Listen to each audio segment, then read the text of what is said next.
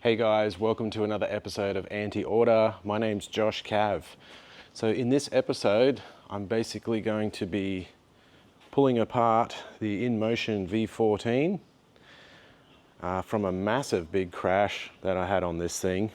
It went down a 40-foot drop in a ravine while I was doing quite an intense hill climb up in Cairns, North Queensland. And miraculously, apart from the prosthetic damage, the only real damage was this rim. You can see it there. That one dent. So we're gonna pull this motor apart and check it all out. I'm going to use the press and press that ding out. And we've got a bunch of new parts to put on this thing to bring it back to her former glory. I do have some new pegs coming for these as well. They are not the Inmotion brand.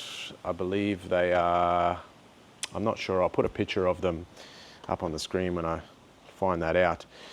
But yeah, as you can see, I rode this thing back from my destination after I lugged it back up this hill, and you know, there's not really that much damage. I mean, this thing never really worked from the start. That's why I got tape on it. It sort of clips on that side, but if you try and clip it both down, it just pops up. So Inmotion, terrible, absolutely terrible. Now looking at these, they seem pretty simple design. There's just a small little lug that pops out here, which obviously locks it off. So I'm guessing for whatever reason inside, it could be a manufacturer's error or something, I don't know, but that lug is not obviously going into its location. So we're going to put a new one of these on, and we're going to check to make sure that that is working correctly so it does go down and I don't have to tape this stupid thing anymore. On top of that, we're just going to have a general look at the inside as well after it took that heavy tumble.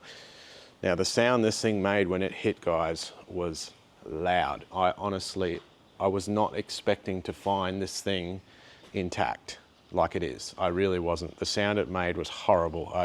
I was almost ready to just leave it. I thought all it is a clump of metal that I'll be carting up a hill. But for shits and gigs, I had to go down and check it out. Anyway, I'm glad I did because it survived. And it just, still to this day, that absolutely blows my mind. These things are a tank. So we're going to fix all the prosthetic damage, have a look at into it. I'm in my workshop at the moment. For those of you who are into cars, I have another YouTube channel where I basically build race cars and then we raffle them away to whoever wins it, basically. Doing a 1200 horsepower Supra at the moment. There's the engine build for it. If anyone's interested in that sort of stuff, check out my other channel, Mechanical Warriors. I'll leave a link in the description. Anyway, let's get into the disassembly of this wheel and start seeing what's going on. So I'm just going to time lapse this as I pull it apart with some music, and I'll jump in at any points where I see that there should be some attention to detail. Otherwise, we'll just continue with the music. Let's roll.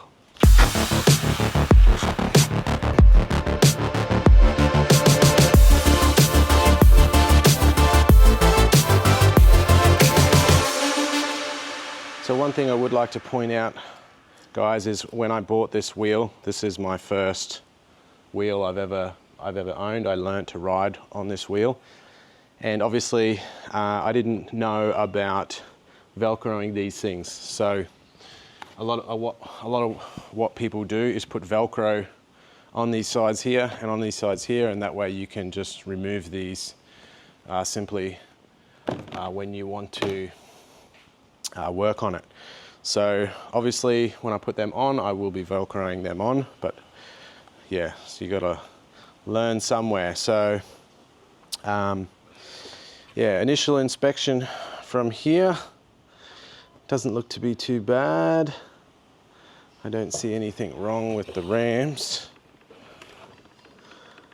on first inspection.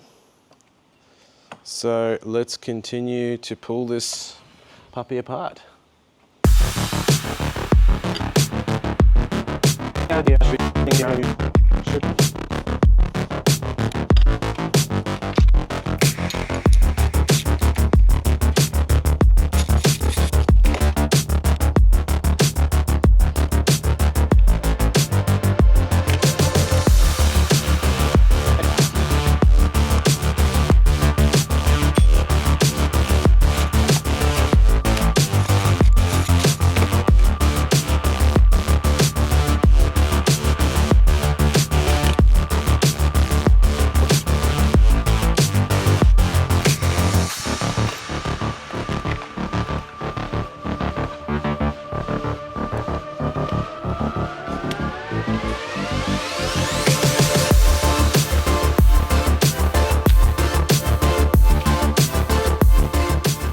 Okay, so first inspection,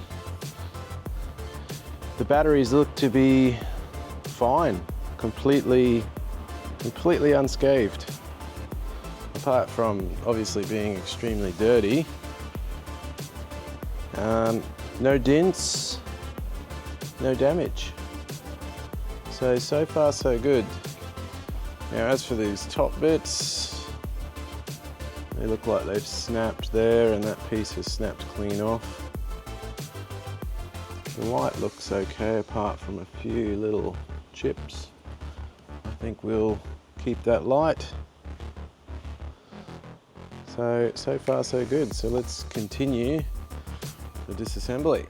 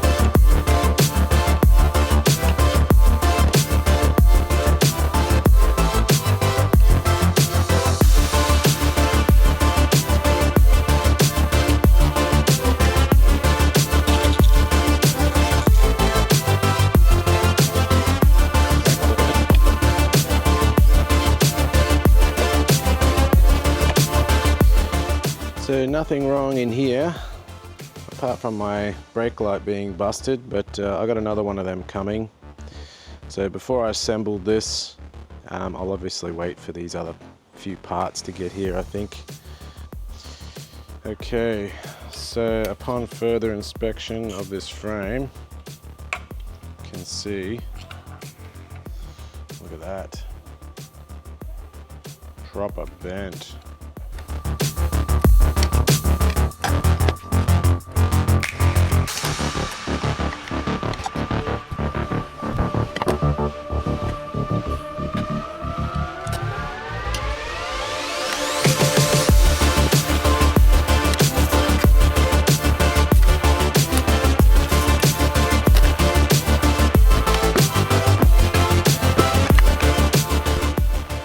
guys, here's the inside of the Inmotion V14. Now, there's one thing that I don't understand. If somebody can tell me, please do. Why are these cables not varnish dipped? I mean, look at this. I can move these with my fingers. Look at that. Now, these obviously jump around with vibrations. As the wheel hits something, this moves. Now, if that moves, eventually it's going to wear the coating off these wires and that motor will be basically stuffed. So I pulled apart a couple of scooter wheels as well and seen the same thing, and it doesn't make sense to me to have all of your coils loose like this, because they are subject to the most harshest vibration. All you've got is a tire. There's no shock absorbing stopping these from shaking, and as they shake and rub against each other, you essentially eventually you'll wear the coating off that copper wire and it will short, and that'll be the end of this motor and potentially the electronics. So yeah, very strange. If anyone can answer me that would be much appreciated.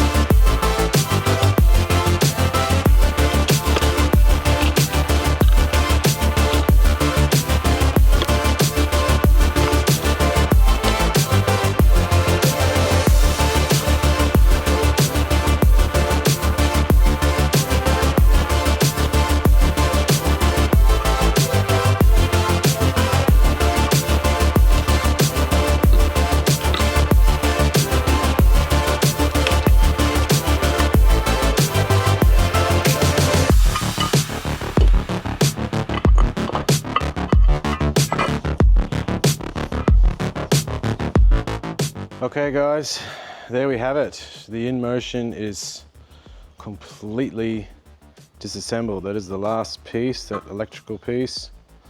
Interesting how they put all that together. This here acts as like a heat sink. So there must be some, all the MOSFETs and high voltage stuff obviously is attached to that plate. And then obviously that plate distributes the heat across, and got a few fins here that help it dissipate the heat. So